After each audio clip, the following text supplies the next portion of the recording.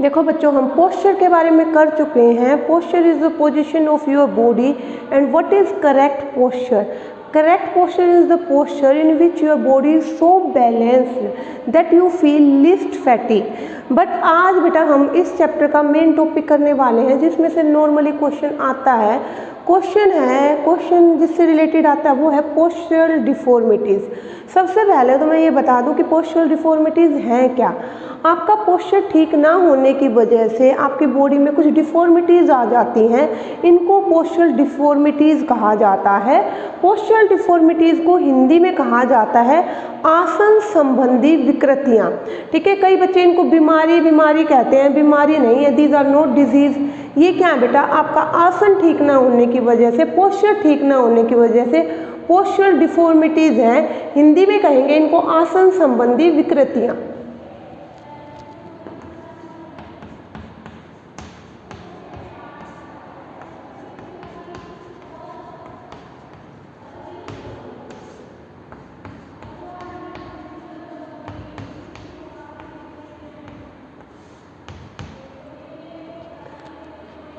बेटा ये हमारी बुक में 5 पोस्चरल डिफॉर्मिटीज़ दे रखी हैं आपके 12th क्लास के सिलेबस में। अगर हम स्पाइनल कर्वेचर को एक मानेंगे तो 5 है। अगर उसमें हम लॉर्डोसिस, आपका काइफोसिस और स्कोलियोसिस को अगर अलग अलग डिफॉर्मिटी की तरह ट्रीट करके करेंगे तो आपकी 7 डिफॉर्मिटीज़ है। हमें इनकी डिफाइन करनी, हमें इनके बारे में पता होना चाहिए, इनके कॉजेज़ करने हैं, सिम्टम्स करने हैं और करेक्टिव मेजर्स करने हैं। सबसे पहले जो मैं एक बहुत इंपॉर्टेंट बात है वो बता दूं कि बच्चे इनकी डिफाइन भी कर लेते हैं, इनके कॉजेज़ भी कर लेते हैं, सिम्टम्स भी कर लेते हैं, बट करेक्टिव मेजर्स को छोड़ देते हैं। बेटा देखो मैंने करेक्टिव मेजर्स लिखे हैं, ये सबसे इम्पोर्टेंट है। करेक्टिव मेजर्स में से ही क्वेश्चन आता है नॉर्मली। करेक्टिव मेजर पूछता है, जैसे कि वो पूछता है कि आपसे नोकनीज के, स्कोलियोसिस के, काइफोसिस के, किसी के भी 3 करेक्टिव मेजर्स बताओ। मैक्सिमम 3 पूछता है तो बेटा पर हम 4 to 5 हर एक के लर्न करेंगे। और अगर मैं इसके करेक्टिव मेजर्स की बात करूं कि कितने होते हैं, तो अगर आप बुक्स उठा के देखोगे हर बुक की रेफरेंस में 10-10, 20-20 अलग अलग मिल जाएंगे, जिनको आप क्या कह सकते हो, करेक्टिव एक्सरसाइजेज भी कह सकते हो, करेक्टिव मेजर्स भी कह सकते हो। तो ये सबसे इंपॉर्टेंट क्वेश्चन यहाँ पे बनता है कि सारे जितने भी पोस्चरल डिफॉर्मिटीज़ हैं उनके करेक्टिव मेजर्स आपको ज़रूर पता होने चाहिए, क्योंकि करेक्टिव मेजर्स में से ही नॉर्मली क्वेश्चन पूछा जाता है। पर बेटा हमें करना कंप्लीट है, क्योंकि पूछ तो कुछ भी सकता है एग्जामिनर, हाँ, बट इम्पोर्टेंट करेक्टिव मेजर्स हैं क्योंकि यहाँ से जनरली क्वेश्चन पूछा जाता है। तो आपको ज़्यादा नहीं करने, क्योंकि अगर आप ज़्यादा करने की कोशिश करते हो बेटा आप फिर बिल्कुल भी लर्न नहीं कर पाते।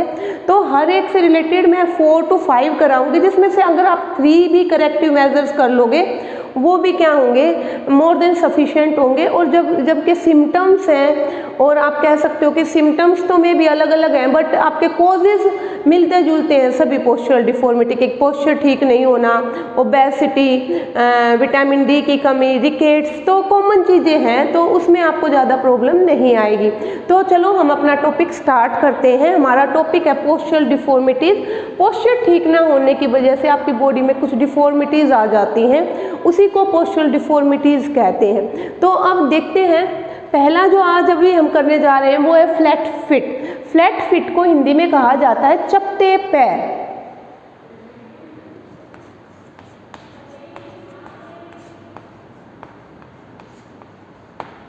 सबसे पहले तो बेटा देखो मैंने 2 फुट बनाए हैं और मैं आपको ये समझाने की कोशिश कर रही हूँ कि इनमें से कौन सा फ्लैट फिट है। जब आपके पैर, अगर आप अपना पैर देखोगे तो पैर की एक आर्क होती है, ठीक है, आर्क मतलब एक चाप बनती है, कट बनता है पैर में। अगर वो नहीं है, अगर वो कम है तो भी पोस्चरल डिफॉर्मिटी है, ठीक है, तो भी आप फ्लैट फिट, जिस व्यक्ति के ये नहीं बन रहा वो फ्लैट फिट की कैटेगरी में आएगा। और अगर बड़ा बन रहा है तो वो भी पोस्चरल डिफॉर्मिटी है। यहाँ पर हम देखते हैं कि जो फ्लैट फिट है, जब आपके पैर का जो आर्क है वो प्रॉपर नहीं है, वो आर्क बनता ही नहीं है, और आपका पैर मतलब पूरा, मतलब अगर आप ज़मीन पर अपना पैर रखते हो तो पूरे पैर की शेप आती है, तो इसी को क्या कहा जाता है, फ्लैट फिट या चपटे पैर कहा जाता है। यहाँ पर देखिए बेटा, ये मैंने एक फिट दिखाया है, ये फ्लैट फिट है, ठीक है। यहाँ पे देखो फ्लैट फुट है, यहाँ पे जो पैर है ना वो पूरा कंप्लीट है, एक शेप है, जैसे कि यहाँ से स्टार्ट हुई, यहाँ से ऐसे ठीक है ना। बिल्कुल आप ये देख लो, नाम मात्र का भी यहाँ पे थोड़ा सा आपका कट लग रखा होगा, बिल्कुल हल्का सा, बट ये पूरा पैर आपको दिखाई देगा। जो नॉर्मल आपका पैर होता है वो इस शेप का होता है। अगर आप इसकी रियल मतलब अपने आप से भी टेस्ट करना चाहो, अपने गीले पैर करो और फर्श पे रखो, प्लेन फर्श पे, और आपको अपने पैर की शेप दिखाई दे जाएगी। वो पूरा कंप्लीट पैर नहीं होगा। नंगे पैर जब भी आप गीले पैर करके कहीं पर भी रखोगे तो आपको ऐसी शेप दिखाई देती है ज़्यादातर। इसका मतलब क्या है, आपकी जो फ्लैट फिट की डिफॉर्मिटी है वो नहीं है, ये जो प्रॉपर आर्क बन रहा है, ठीक है ना, ये जो आर्क बन रहा है ना यहाँ पे, ये जो हल्का सा सी जैसा बन रहा है, ये आर्क का मतलब चाप होती है, ये अगर बन रहा है आपके पैर में तो आप में पोस्चरल डिफॉर्मिटी नहीं है। कुछ लोगों का ये बहुत ज़्यादा बनता है, यहीं से स्टार्ट हो जाएगा, जैसे कि ये आपका फिट है, यहीं से स्टार्ट हो जाएगा और नीचे तक, मतलब यहाँ पे हल्का सा पैर है, पूरा मतलब यहाँ से पूरा आर्क है एक तरीके से।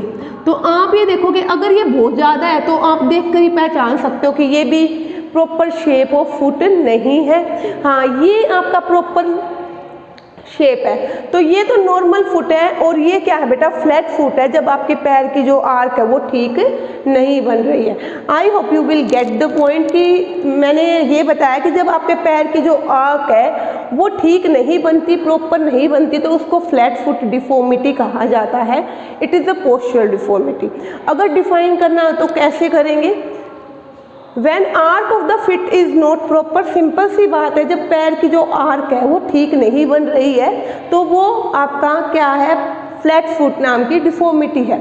अब सिम्टम्स कैसे दिखाई देते हैं या कैसे पता चलता है, नॉर्मली तो बेटा इन लोगों के चलने से, खड़े रहने से, इन्हीं चीज़ों से लोग आइडिया लगा लेते हैं, ठीक है। अब ये देखो कि क्या सिम्टम्स हैं। Pain in mid part of the feet during standing and walking, जब पैर की शेप ठीक नहीं है तो ऐसे लोगों के पैर के मिड में, ठीक है ना, जो मतलब आपके पैर है फिट है उसके मिड में पेन होता है जब वो चलते हैं या खड़े होते हैं। तो एक तो यही सिम्टम हो गया। फिर disappearing the long arc of the feet, जब वो खड़े होंगे तो लॉन्ग आर्क दिखाई देगी, मतलब ज़रूरत से ज़्यादा बड़ी चाप, जो देखो मैंने यहाँ ड्रॉ की है कि यहाँ से आपकी आर्क शुरू हो जाएगी और ये पूरा आपका पैर ऐसी शेप दिखाएगा। तो ये भी क्या है, एक डिफॉर्मिटी है। या complete fit print can be seen on the, पूरा का पूरा पैर दिखाई दे रहा है, कोई गैप नहीं है वहाँ पे, तो ये भी क्या है बेटा, आपकी फ्लैट फिट डिफॉर्मिटी है। ये भी सिम्टम्स है, मतलब इससे पहचाना जा सकता है। जब आप अपना पैर रखते हो और कंप्लीट फुट प्रिंट आता है, दैट मीन्स आपको पोस्चरल डिफॉर्मिटी है। अगर ज़रूरत से बड़ा आँख भी आपका दिखाई दे तो भी क्या है, पोस्चरल डिफॉर्मिटी है, ठीक है। अगर पेन होता है तो भी आपको चेक करने की ज़रूरत है कि कहीं पोस्चरल डिफॉर्मिटी तो नहीं है। ये इसके सिम्टम्स हैं। बेटा लिखने का तरीका जरूर आना चाहिए, क्योंकि एग्जामिनर उसी से नंबर देगा। केवल आपको पता है, इस चीज़ का कोई नंबर नहीं है। तो सिम्टम्स आपको पता होने चाहिए कि सिम्टम्स में आप क्या लिख सकते हो कि पेन होता है मिड ऑफ द फिट, और आर्क कंप्लीट फिट का शेप आ जाता है, या फिर आर्क है वो कंप्लीटेड नहीं होता है। और इसकी डिफाइन है, when arch of the feet is not proper, जब फिट की जो आर्क है वो प्रॉपर नहीं है तो it is a postural deformity of flat feet. अब देखो कि बेटा what are the causes, causes क्या हैं, क्या कारण है कि आपको फ्लैट फिट है। ज़्यादातर पोस्चरल डिफॉर्मिटीज़ के कुछ कॉमन कॉजेज हैं, ठीक है। Weakness of muscles and bone, postural deformity उन्हीं को होती है बेटा जिनकी मसल्स और बोन नॉर्मल से वीक होती है। वो किसी भी कारण से हो सकते हैं, बाय बर्थ हो सकती हैं, किसी डिजीज़ की वजह से हो सकती हैं। तो वीक मसल्स और बोन जिनकी होती हैं तो उनको पोस्चरल डिफॉर्मिटी होने के चांसेस ज़्यादा होते हैं। तो वन रीज़न ये आपका। फिर दूसरा है ओवरवेट, ओवरवेट होना या ओवरवेट होना, ओबेसिटी होना, इनको आप सेम सेंस में भी यूज़ कर सकते हो, क्योंकि बच्चे में खासकर छोटे बच्चों में जो मसल्स हैं वो वीक हैं। बॉडी का वेट अगर चाइल्डहुड में ज़्यादा है, ज़रूरत से ज़्यादा है, तो उनका जो वो वीक बोन्स हैं वो पूरी बॉडी का इतना वेट नहीं उठा पाती और बेंट हो जाती हैं, उनमें कोई पोस्चरल डिफॉर्मिटीज़ आ जाती है। तो ये भी एक रीज़न है। उसके बाद है carrying heavy load for long time, लंबे समय तक अधिक भार कैरी करना, हैवी लोड लेकर जाना। जैसे बच्चों के लिए तो बैग ही हैवी लोड है, या किसी और भारी सामान को बच्चे उठाते हैं और रेगुलर उसको करते हैं तो भी पोस्चरल डिफॉर्मिटी हो सकती है, क्योंकि मसल्स चाइल्डहुड में वीक हैं, ज़्यादातर जो डिफॉर्मिटीज़ हैं वो चाइल्डहुड में ही आ जाती हैं, बट लेटर ऑन भी अगर आ सकती हैं, एक्सेप्शंस एवरीवेयर, ठीक है। फिर है इंजरीज, कोई चोट लगने की वजह से जो पैर की शेप खराब हो जाती है तो इंजरीज भी रीज़न है। उसके बाद है बेटा ये बहुत इंपॉर्टेंट रीज़न है मेल न्यूट्रिशन, मतलब कुपोषण। आपकी बैलेंस डाइट आपके लिए बहुत ज़रूरी है। अगर आप विटामिन डी नहीं ले रहे, अगर कैल्शियम की कमी है आपकी बॉडी में तो मसल्स वीक होंगी। मेल न्यूट्रिशन की वजह से भी पोस्चरल डिफॉर्मिटी आपकी बॉडी में एग्जिस्ट करती है। उसके बाद है फॉल्टी शूज़। देखो भाई छोटे बच्चे के जो पैर है मसल्स वीक हैं, ऐसे में अगर आप करेक्ट शूज़ उसके लिए नहीं ऑप्ट करते तो पोस्चरल डिफॉर्मिटीज़ बढ़ने के मतलब होने के खतरे क्या हो जाते हैं, बढ़ जाते हैं। तो it is also one of the most important reason for flat fit. उसके बाद है करेक्टिव मेजर्स, मैं पहले ही बता चुकी हूँ बेटा, इट इज़ वेरी इंपॉर्टेंट। जितनी भी पोस्चरल डिफॉर्मिटीज़ हैं उनके करेक्टिव मेजर बहुत इंपॉर्टेंट हैं। अगर आप पिछले प्रीवियस ईयर के पेपर उठाकर देखोगे तो आप देखोगे कि पोस्चरल डिफॉर्मिटी किसी ना किसी की ज़रूर पूछी गई है, तो बिल्कुल आपको पता है जब ये क्वेश्चन आ सकता है तो इसको बहुत अच्छे से करना है। अगर मैं बात करती हूँ कि अलग अलग बुक्स की, तो सब में 10-15 दे रखे हैं, 3 पूछता है एग्जामिनर मैक्सिमम, पर मैं आपको 4 या 5 कराऊंगी ताकि आप उसको अच्छे से लर्न कर सको। पहला तो आपको ये देखना है कि पोस्चरल डिफॉर्मिटी को ठीक करने का आसन कौन सा है। तो इसको ठीक करने के लिए एक तो वज्रासन यूज किया जा सकता है, उसके बाद है ताड़ासन। तो बिल्कुल आपको फ्लैट फिट से आसन जोड़कर रखने हैं, एक तो वज्रासन और एक ताड़ासन। उसके अलावा walking on toes. Walking on toes मतलब पैरों के अगले हिस्से पर आप चल सकते हो और जंपिंग भी कर सकते हो, ये एक करेक्टिव मेजर्स के लिए एक स्टेप है। उसके बाद है वॉकिंग और रनिंग ऑन सैंड। तो रेत पे चलना या दौड़ना ये भी बेटा फ्लैट फुट में काफ़ी यूज़फुल है। तो इसका यूज़ करके भी कहीं ना कहीं पोस्चरल डिफॉर्मिटीज़ को क्या किया जा सकता है, क्योर किया जा सकता है। और पोस्चरल डिफॉर्मिटीज़ को, अगर पोस्चरल डिफॉर्मिटीज़ के हम करेक्टिव मेजर्स अपनाते हैं तो एक पॉजिटिव लाइफ, ठीक है ना, जी जा सकती है। और काफ़ी हद तक अगर अर्ली चाइल्डहुड में इसको प्रिडिक्ट करके इससे रिलेटेड कुछ आसन्स और आप कह सकते हो करेक्टिव मेजर्स किए जाएं तो काफ़ी हद तक इसे दूर भी किया जा सकता है। प्यारे बच्चों, अब हम करने वाले नेक्स्ट पोस्चरल डिफॉर्मिटी, इसको कहते हैं बो लेग्स, हिंदी में इसको कहते हैं धनुषाकार टांगे। ये है क्या, इसकी डिफाइन देखिए, there is a wide gap between the knee, wide gap between the knees. घुटनों के बीच में सामान्य खड़े होने की अवस्था में भी नॉर्मल स्टैंडिंग पोजीशन, जब हम नॉर्मल स्टैंडिंग पोजीशन में खड़े होते हैं, आप खड़े होकर देखिए आपके जो घुटनों में गैप होगा, बट बहुत कम गैप होगा, बहुत ज़्यादा नहीं होगा। बट ये जो लोग हैं जिनको ये पोस्चरल डिफॉर्मिटी होती है, there is a wide gap, मतलब ज़्यादा गैप है इनके घुटनों के बीच में। इनके घुटनों के बीच में तो वाइड गैप है, जैसे देखिए ये बच्चा है, इसके यहाँ पे इसके ये नीज हैं और इसके घुटनों के बीच में ये जो गैप है ना ये काफ़ी ज़्यादा, ठीक है। अब घुटनों के बीच में तो ज़्यादा गैप होता है और जो पंजे हैं जिनको आप कहोगे कि ये इसके पैर हैं, ये आपस में एक दूसरे की तरफ, इनमें कम गैप होगा, इनमें कम गैप है, यहाँ ज़्यादा गैप है। अगर ये पोजीशन ऐसी पोजीशन बनती है इनकी, तो ये कि मतलब आप ये कह सकते हो कि एक धनुष जैसी इनके घुटनों की शेप हो जाती है, एक धनुष जैसी शेप बनने लग जाती है, ठीक है। दैट्स वाई क्या है, इनको पोस्चरल, इस पोस्चरल डिफॉर्मिटी को क्या कहा गया बेटा, धनुषाकार टांगे। ये एक धनुष है जैसे, ठीक है, जिसको मतलब हिंदी में कहा जाएगा धनुष और धनुषाकार टांगे, तो इंग्लिश में इसको बो लेग्स कहा जाएगा। मेन कंसेप्ट ये है कि घुटनों के बीच का डिफरेंस क्या है, ज़्यादा है, और पंजों के बीच का डिफरेंस क्या है, कम है। डिफाइन में अगर आप इतना ही लिखोगे कि there is a wide gap between the knees, तो मेरे ख्याल में ये सफिशिएंट। अब ये क्या है, जब आपको ये पोस्चरल डिफॉर्मिटी आ गई कि सामान्य स्टैंडिंग पोजीशन में बच्चों की जो, इसको तो कोई भी देख के ही प्रिडिक्ट कर सकता है कि इसको पोस्चरल डिफॉर्मिटी है, क्योंकि घुटने तो क्या होंगे बेटा, एक दूसरे से वाइड होंगे और पंजे पास पास होंगे, तो पैरों की शेप ही क्या है उसको देखकर ही आइडिया लगाया जा सकता है, इनके चलने से, इनके भागने से, हर एक्टिविटी में कोई भी इसको प्रिडिक्ट कर सकता है कि ये बो लेग्स है। अब हम देखते हैं कि सिम्टम्स क्या हैं। तो ये तो पहला सिम्टम है, gap between the knees are increase, कि इनका जो नीज है ना, ये जो नीज है, यहाँ पर इनके नीज है, उनका जो गैप है वो क्या हो जाएगा बेटा, इंक्रीज हो जाता है, बढ़ जाता है। ठीक है, बढ़ा हुआ गैप है, धनुष जैसी शेप बनती है, तो इसको क्या कहा जाता है, बो लेग्स कहा जाता है। फिर कहता है knees move in outward direction in standing, walking and running, मतलब नीज इनवर्ड्स नहीं है, नीज स्ट्रेट नहीं है, बाहर की तरफ मुड़े हुए हैं नीज, ठीक है, आपके घुटने बाहर की तरफ मुड़े हुए हैं, तो ये क्या है, इसका एक सिम्टम्स है। उसके बाद shape of leg look like the बो, ये मैंने आपको दिखा दिया कि जो शेप है लेग की वो एक धनुष जैसी हो जाती है, that's why it is known as bow leg. तो सबसे पहले तो हमने देखा बेटा डेफिनेशन क्या है, there is a wide gap between the knees, घुटनों के बीच में वाइड गैप है, आप देख सकते हो।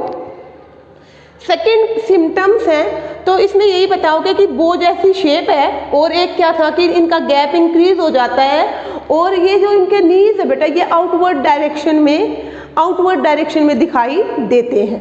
तो इसके सिम्टम्स हो गए, वैसे ही जैसे कि अब कोजेज है इसके कि व्हाट आर द कोजेज, कारण क्या है, किस वजह से होता है। तो सबसे पहले तो देखिए enlargement of lateral ligament of both knees, फिर से सुनिए, enlargement of lateral ligament of both knees quickly as compare to medial ligament. अब पहले तो एक बार ये समझना पड़ेगा कि इसमें लेटरल लिगामेंट का तो ज़्यादा विस्तार हो जाता है, ज़्यादा बढ़ जाता है, जबकि जो मीडियल लिगामेंट है उसके कंपैरिजन में। अब देखो मैं एक आपको पहले ये समझाना जरूरी है कि लेटरल लिगामेंट क्या है। जो हमारी बॉडी है ना, स्ट्रेट जब हम खड़े हैं तो हमारी जो बॉडी है, तो जो हमारा सेंटर पार्ट है ये मीडियल है, ठीक है, और जो हमारा जैसे ये आपकी बॉडी है ये आपका सेंटर है तो ये मीडियल है, और ये आपकी जो बॉडी की चौड़ाई है ना ये आपका लेटरल है। तो ये जब हम इसके पैर की बात करते हैं, ये इसका फिट है, इसका पैर है, इसकी लेग है, तो इसका ये तो लेटरल पार्ट हुआ, सॉरी ये तो इसका मीडियल पार्ट हुआ, बीच का जो मीडियल है, तो ये इसका जो ये वाला जो पार्ट है ये इसका लेटरल हुआ ना, तो लेटरल का विस्तार ज़्यादा हो जाता है, ये ज़्यादा बढ़ जाता है, मतलब ये यहाँ से ज़्यादा दूरी तक चला जाता है। समझ में आया? फिर से रिपीट कर रही हूँ कि बेटा जो सेंटर है वो तो मीडियल होता है और जो साइड होती है वो लेटरल होती है। जब यहाँ पर हम इस पैर की बात कर रहे हैं, इसके घुटनों की बात कर रहे हैं, तो जो मीडियल लिगामेंट है वो तो इतना नहीं बढ़ा, पर लेटरल जो चौड़े मतलब घुटनों की चौड़ाई ज़्यादा हो गई और वो एक दूसरे से अपार्ट हो गए, दूर दूर हो गए, तो ये ज़्यादा बढ़ गया, तो लेटरल लिगामेंट ज़्यादा बढ़ा है, ठीक है, क्योंकि वो दूर हुए ना, तो लेटरल लिगामेंट ज़्यादा बढ़ा है मीडियल लिगामेंट के कंपैरिजन में।